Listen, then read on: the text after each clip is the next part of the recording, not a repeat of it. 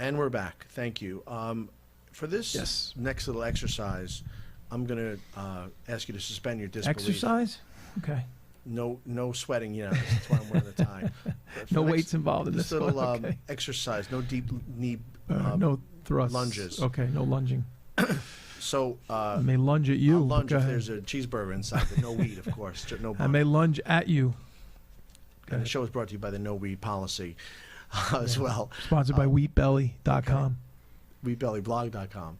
So, Artie, if you were, I'm going to just ask you to portray basically the normal mortgage guy, bank lender rep, whatever you want to say in the mortgage. All right, I'm mortgage John Q. Public. And you've had success, and you're doing well, and like to do better. You'd like to do better. Okay, Got it. I say, hi, Art. Hey, Scott. How are you? How you doing? So, Artie, what is it you do? You're in the mortgage world? Yes, I'm a licensed mortgage banker. Great. And I guess how many years you been doing this? I'm in the business 15 years. 15 years. Oh, so you've been through the markets. I get it. So yep. Congratulations. You survived the downturn. Thank you for that. So what are some of the things you do to promote yourself and be known? Well, what do we do to promote ourselves and be well known? Well, I interact with my realtors. I go around and visit my real estate offices. I guess you want to know how I drum up business. Yeah. Is it referral based? Is it I'm 100% referral based. I work with realtors, attorneys, some builders, and other referral sources. So it's kind of like a wheel. I get most of my stuff from realtors, though. You said that you visit offices. Is it always with appointments? You ever do any pop-ins? Am I being me, or am I being? No, you're not. You're role playing. I'm the typical loan officer. Typical. Yeah. I go out, Monday, Tuesdays, and Thursdays, and I go and hit all the offices. You hit all the offices. Yeah. I have just a route that I take, and I go visit. And if I meet somebody new, I go visit them. Okay. About how often do you do that? I do that at least 3 days a week. Do you ever find that they're kind of either all are ever any of them missing? A lot of times I don't get to see everyone in the office. A lot of times I see nobody in the office. Wow. Does anyone act like they're really busy ever? Do they act like they have the president on the phone? If you're sometimes they ignore me. Yes. Wow. So you've been doing this for a long time. You got a lot of skill. I'm sure you're proud of the fact you've helped a lot of families. Right. Yet these folks ignore you, and it's kind of catch if. Well, the ones that I know don't ignore me as much, but you show up at the office unannounced with donuts and coffee. And do they all eat and drink the donuts and coffee? Or some? They don't drink the donuts, but yeah, they eat the donuts. Okay, they drink the coffee, Right. like a box of Joe. Okay, I was more so getting, and what do you have that really grabs their attention? I offer to do open houses for them. Okay, so do all of them do open houses in this day and age, or is it? I would say 80%, yeah. Really? So, okay, so that means... and brokers open houses. Sometimes I'll help them with a public open house. Wow. And how's that been for you? And not great. Not great. I know the big trend of the more sophisticated brokers is to not conduct open houses. So right. I'm kind of surprised that people still do it, but I think they do it for another latent function. I don't think it's for getting the house sold. I think they do it more for the owner. Right. To show it's showing that they're doing something. I think the owner wants to see something. I got an unsophisticated owner. They want to see that you're doing everything you can to sell their. Okay.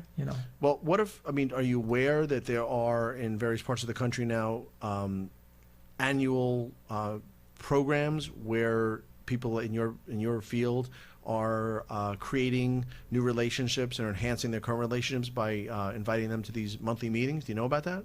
No. Really? Well, what would you say if I let you know that? Well, I'd say tell me more. I'm involved with some groups already. I'm involved in our local, I'm in BNI, and I'm involved with a local realtor group, different realtor. How many realtors are in BNI in your group? There's one. There's one. Only one. Only one. Only one is allowed, Scott. That's right. Okay, got it. So there's one, and you meet weekly? Yeah, once a week at 7:01 a.m., rain or shine or snow or sleet or hail. Okay.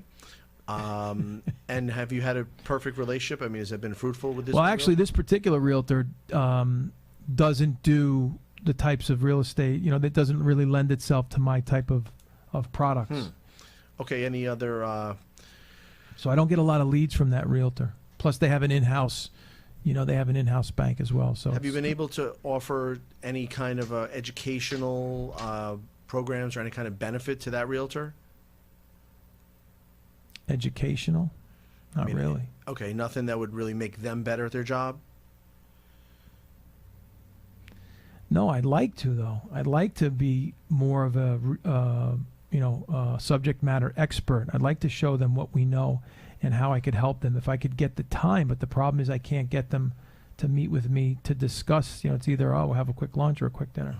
Interesting. Well, so I don't get that quality time to really flex my muscles on my mortgage knowledge. Have you ever had an opportunity, even in any of your other endeavors, and have you ever had the opportunity to hear these realtors in their natural habitat discuss what they do? No. Really? No, because every time I go, sometimes I'll go to their sales meeting, and it's usually just the manager discussing whatever the listings or whatever training topic, so or they'll bring in a trainer. Yeah, it's just, it's more training, and they do a lot of training. Training and development. It's more one-sided? Yeah, it's you're being taught. So if you were to even get involved, what do you do? Offer support to that office or any one person in particular? I mean, what I would do is, the best I could hope for is to get 10 or 15 minutes at their next meeting. That's really the best I could hope for. Anything short of sitting in the office, which that would be wonderful if I could sit in the office, but very few of the companies or agents that I work with have an office that would allow me to just sit there. Right. Well, that brings me to my next question. So the way you meet with these realtors in their offices, in their native environment, doesn't every other mortgage professional have that same opportunity? Yes. So it's in no way exclusive to you? No, not at all. Actually, they tell most of the time they tell you that. I mean, once in a while you get a small mom and pop that may show you a little special attention because they happen to like you or you did a deal with them or something, but very rare in those big offices do you get an opportunity because they don't want to perceive you as being any, having any type of preferential treatment or whatever. So they don't want to give you preferential treatment, and in fact, you're not able to give them anything. I don't want to use the RESPA-violative term, thing of value, but anything worthwhile, anything that makes. I mean, information. I can't really give them. I don't have time to really give them the information. I hand out flyers and this and that, and maybe get a chance to do a one-off discussion. But it's really a shame that I don't get a chance to really tell them what I know. Well, even if it's less about you, if you attend other organizational events, then I get to do less talking. Correct. Now, how often are those events? Once a month. Oh, they are once a month. Okay. Yeah, I have one. I actually have two. It's two events once per month because I belong to two different groups. But if I'm correct, that means you don't even know which members on the realtor side are even going to show up. I don't know. I have one way, though. I do invite some of them. So that's a way of pulling them in. You do. But we don't really get a chance to socialize. It's you sit down, you get the speaker or the event, coffee, dessert, goodbye. Do those realtors pay to be part of those organizations? Yes. They do? Yeah, sure. Okay, so what if I told you there was a way that you could have regular, much more than contact or access, but regular engagement and offer these realtors, these real estate professionals, local practitioners in your market, a place where they can improve their services to their clients at no cost to them? Would you say I'm serious or I'm kidding? I would love to hear more. Well, funny you say that. Whether it's an organization, real quickly, it's REVamp, that allows the affiliates to support members, realtor members, invite them on a monthly basis to meetings and events, and they are exposed to their colleagues and peers and have a chance to demonstrate their proficiency and expertise regarding the best practices and professional standards regarding the monthly topic.